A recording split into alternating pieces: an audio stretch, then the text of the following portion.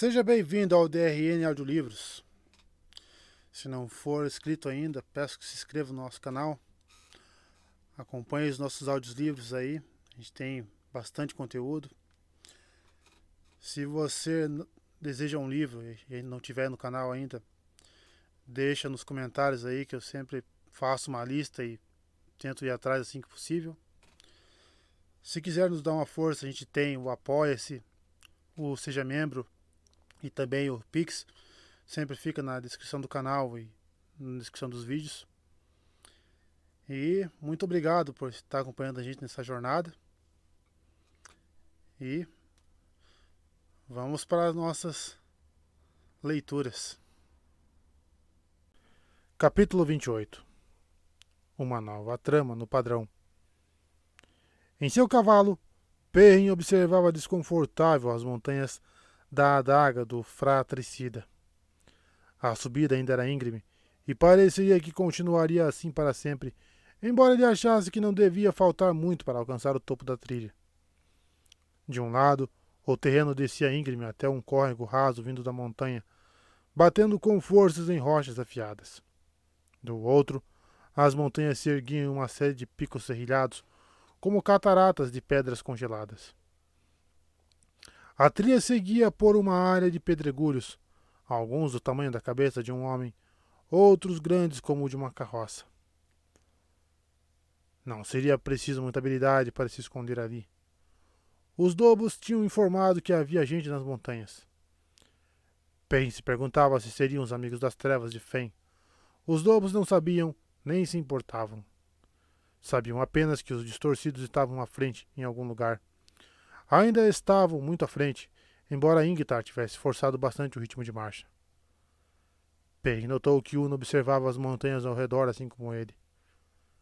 Matt, com o arco preso às costas, cavalgava sem parecer preocupado, fazendo malabarismo com 3 bolas coloridas.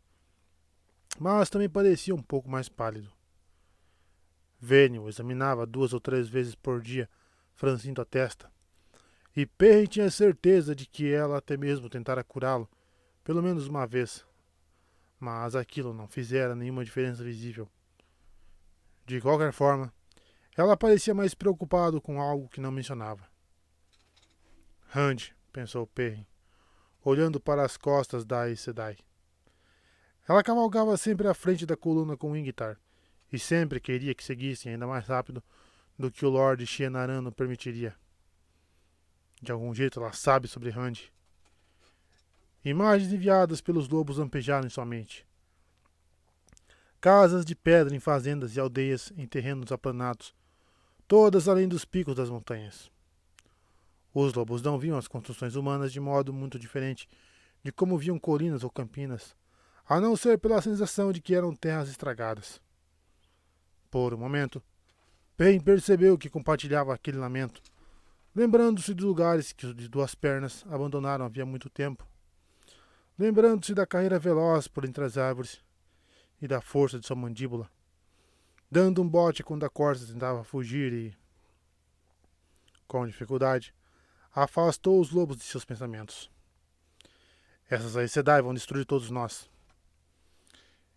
Ingtar deixou o cavalo desacelerar até ser alcançado pelo do rapaz. Às vezes, aos olhos de Perrin, a crista crescente no elmo do Shienaran lembrava os chifres de um Trolloc.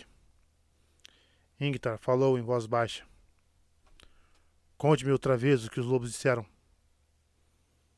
Eu já lhe contei 10 vezes, murmurou Perrin. Conte outra vez. Qualquer detalhe que eu possa ter perdido. Qualquer coisa que me ajude a encontrar a trombeta. Ingtar respirou fundo e expirou devagar. Preciso encontrar a trombeta de Valéria, Perrin. Conte outra vez. Não havia necessidade de organizar tudo em sua mente. Não, depois de tantas repetições. O jovem disse monotonamente. Alguém ou algo atacou os amigos das trevas à noite e matou os Trollocs que encontramos. Seu estômago já não ficava mais embrulhado ao pensar na cena. Corvos e abutres faziam muita sujeira ao se alimentar. Os lobos o chamam, ou o que quer que seja, de matador de sombras. Acho que era um homem, mas eles não chegaram perto o suficiente para ver direito. Eles não têm medo desse matador de sombras. Apenas ficaram admirados. Dizem que os Trollocs agora estão seguindo e que Fen está com eles. Mesmo tanto tempo depois, a lembrança do cheiro de Fen, da sensação que o homem provocava, o fazia contorcer sua boca. Então os outros amigos das trevas também devem estar. Matador de sombras, murmurou Ingtar. Algum aliado do tenebroso, como um Mirdraal? Já vi coisas na praia que podiam ser chamadas de matador de sombras, mas... Eles não viram mais nada. Eles não queriam se aproximar muito. Não eram desvanecido, já disse. Eles tentariam matar um desvanecido mais rápido do que tentariam matar um Trolloc. Mesmo que isso significasse a morte de metade da matilha. Ingtar. Os lobos que viram o que aconteceu passaram a informação para outros. E esse para outros, antes de chegar até mim. Só posso lhe dizer o que eles passaram adiante. E depois de ser passado tantas vezes. Ele parou de falar quando Uno se juntou aos dois. Vi um aiel nas pedras, alertou Caolho em voz baixa. Tão longe do deserto? Perguntou Ingtar incrédulo. Uno conseguiu parecer ofendido sem alterar sua expressão. Ingtar acrescentou. Não estou duvidando de você. Só estou surpreso. O chamejado queria que eu o visse, ou provavelmente não teria visto. Uno não parecia feliz em admitir aquilo. E aquela cara estava sem véu, então ele não veio para matar. Mas, quando se encontra um desses aiel chamejados, tem sempre outros que não dá para ver. De repente, os olhos dele se arregalaram. Que me queime, mas acho que o miserável quer bem mais do que ser visto. Ele apontou. Um homem aparecera no caminho à frente deles. Mas Emma baixou a lança no mesmo instante, posicionada para um ataque, e enfiou os calcanhares no flanco do cavalo, que partiu a pleno galope em 3 passadas. E não foi o único. 4 pontas de aço arremetiam contra o homem no chão. Alto! Bradou Ingtar. Eu disse alto! Vou cortar as orelhas de qualquer um que não parar onde está. Mas Emma fez o cavalo parar, puxando as rédeas com violência. Os outros também pararam, formando uma nuvem de poeira a menos de 10 passos do aiel, com as lanças ainda apontadas para seu peito. Ele ergueu uma das mãos para afastar a poeira quando a nuvem o alcançou, e foi o primeiro movimento que fez. Era um homem alto, com a pele queimada de sol e cabelos vermelhos curtos, exceto por uma mecha que saía da nuca e ia até a altura dos ombros. Das botas macias amarradas até os joelhos, ao pano folgado enrolado no pescoço, suas roupas eram todas em tons de marrom e cinza, fáceis de confundir em meio às pedras e à terra. A ponta de um arco curto, feito de chifres, despontava atrás de seus ombros, e uma aljava lotada de flechas estava presa no lateral do cinturão. Uma longa faca pendia do outro lado. Na mão esquerda, ele segurava um broquel de couro e 3 lanças com menos da metade de sua altura e pontas tão longas quanto a das chinaranas. Não tenho gaiteiros para tocar em música, anunciou o homem com um sorriso. Mas, se quiserem dançar. Ele não alterou a postura, entretanto, Perry notou uma súbita prontidão. Meu nome é Urien, do ramo das 2 torres dos Aiel Ren. Eu sou um escudo vermelho. Lembrem-se de mim. Ingtar desmontou e avançou, removendo o elmo. Perry hesitou apenas um instante antes de descer do cavalo e se juntar a ele. Não podia perder a chance de ver um aiel de perto. E ainda por cima, um que agia como um aiel de véu negro. Em diversas histórias, aqueles homens eram tão mortais e perigosos quanto os Trollocs, e alguns chegavam a dizer que todos eram amigos das trevas. Mas o sorriso de Urien não parecia tão perigoso, apesar de ele parecer pronto para dar um bote. Seus olhos eram azuis. Ele se parece com Randy. A voz de Matt fez Perrin olhar para trás, percebendo que o rapaz também se juntara a eles. Talvez Ingtar esteja certo, acrescentou o amigo discretamente. Talvez Randy seja um Aiel. Perry assentiu com a cabeça. Mas isso não muda nada. Não, não muda. Matt parecia falar sobre algo diferente do que Perry precisava dizer. Estamos ambos longe de casa, observou Ingtar ao Aiel. E nós, pelo menos, viemos por motivos que não lutar. Perry teve que rever sua interpretação do sorriso de Urien. O homem parecia desapontado. Como quiser, Shianarano. Urien se voltou para Veren, que terminava de desmontar do cavalo, e se curvou de um modo estranho, fincando as lanças no chão e estendendo a mão direita com a palma para cima. Sua voz soou respeitosa. Sábia, minha água é sua.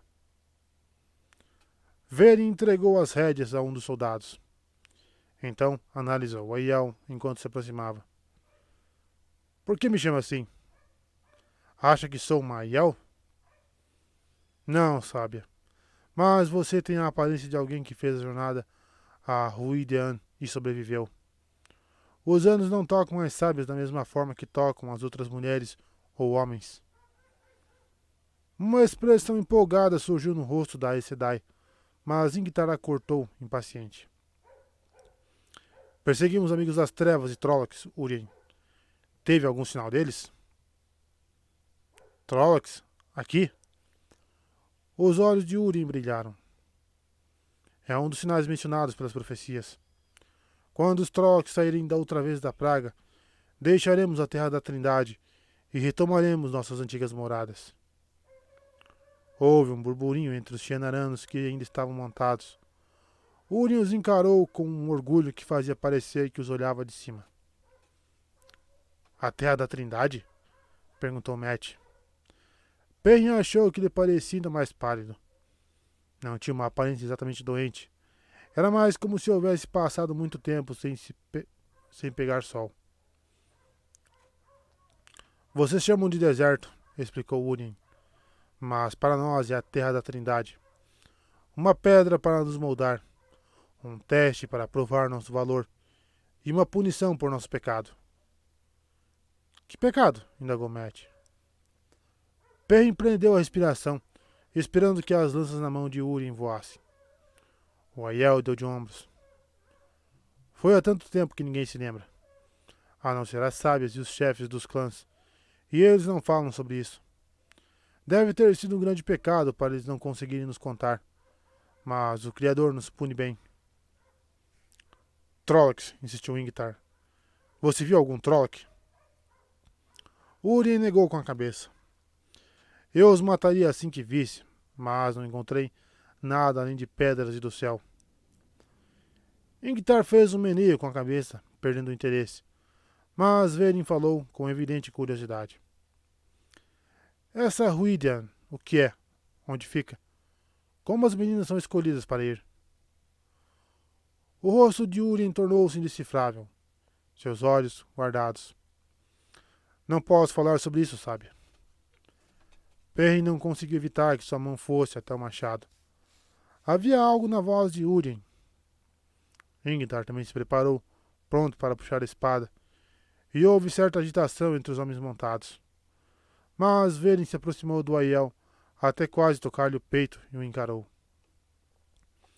Eu não sou uma sábia como as que você conhece, Urien, insistiu. Sou uma Aes Sedai. Diga-me o que puder sobre Ruidian. O homem que estivera pronto para enfrentar 20 outros parecia louco para escapar daquela mulher gorducha de cabelos grisalhos. Eu posso contar apenas o que todos sabem. Ruidian fica nas terras dos Aiel Gen, o 13º clã. Não posso falar deles, exceto para nomeá-los. Ninguém pode entrar a não ser as mulheres que desejam se tornar sábias, ou os homens que desejam se tornar chefes de clã. Talvez os Aiel Gen os escolham, mas não sei. Muitos vão, poucos votam, e os que votam ficam marcados como sábios ou chefes de clã. Não posso dizer mais a Aes Sedai. Não posso. Veren continuou a encará-lo com lábios comprimidos. Urien olhou para o céu como se estivesse tentando fixá-lo na memória. Vai me matar agora, Aes Sedai? Ela piscou sobressaltada. O quê? Você vai me matar agora? Uma das antigas profecias diz que, se falharmos outra vez com as Aes Sedai, elas vão nos matar. Sei que o poder de vocês é maior do que o das sábias.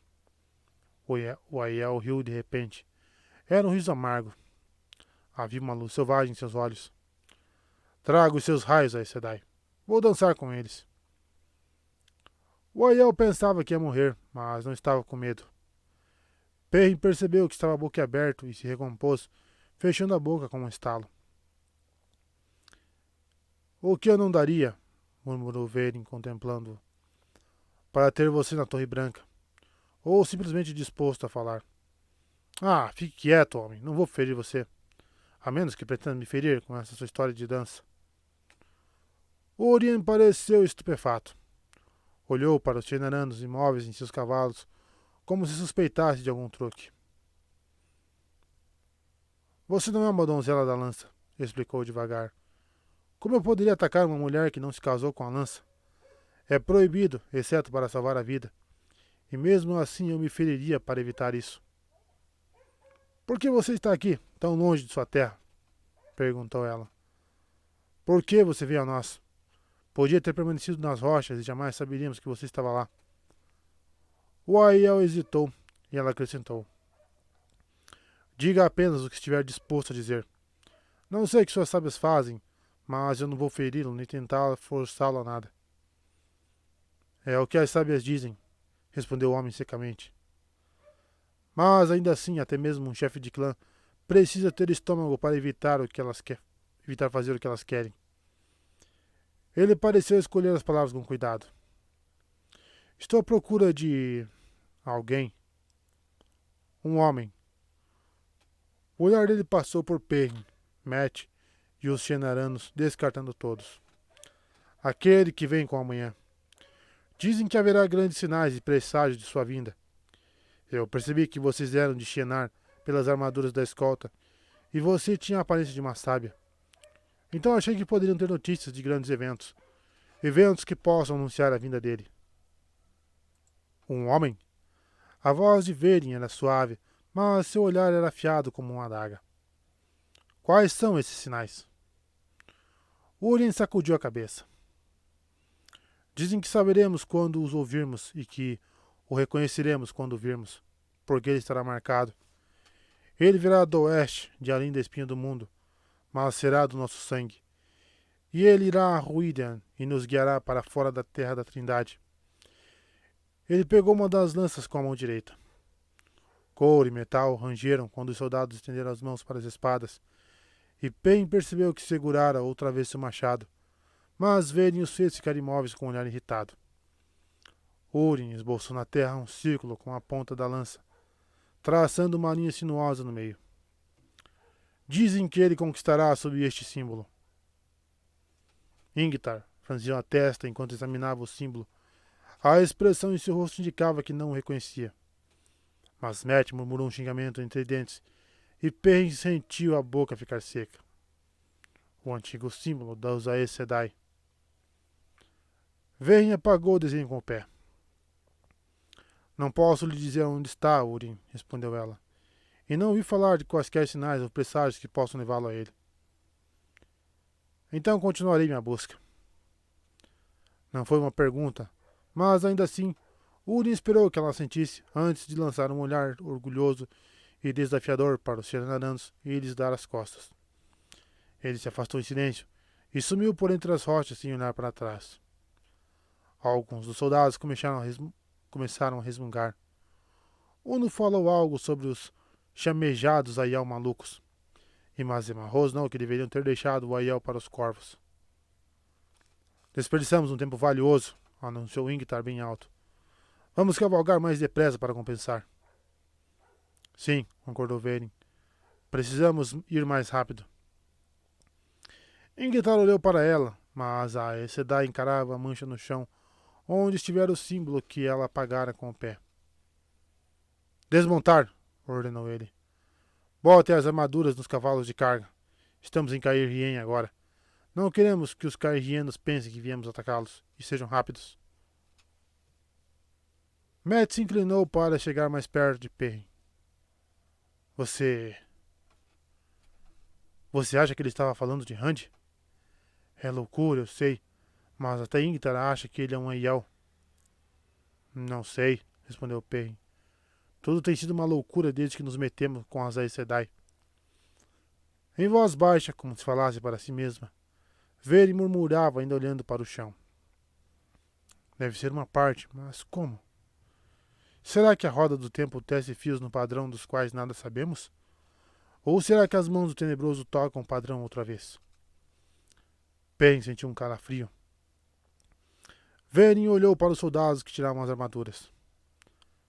Rápido, ordenou com mais autoridade do que Ingtar e Uno juntos. Precisamos nos apressar.